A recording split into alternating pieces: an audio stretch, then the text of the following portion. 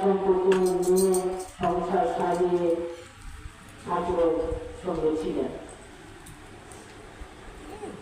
তাই মায়ের মতনই আমরা তো সেবা করতে পারবো না, তার জন্য আমরা মায়ের কথা শুনে আমি বলছি যে মায়েরা মায়ের যে কতগুলো রীতিনিয়ম আছে মায়েরা যদি সেগুলো না মেনে চলে তাহলে বিপদ আছে। তার জন্য আমি সবার কাছে আমাদের মাতৃরূপটা যে মায়ের যে রূপটা সেটা মতো এরকম আর কোন প্রাণী নেই।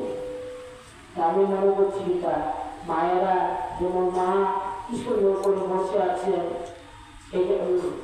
ঠাকুরের ফটোতে, মা বলছে যে ঠাকুর বলে যে আমরা এই যে সৎসঙ্গ হয় মাকে শুনো, তখন আমরা কি মনে করতে পারি যে ঠাকুর তো জানি ফটোতে আছে।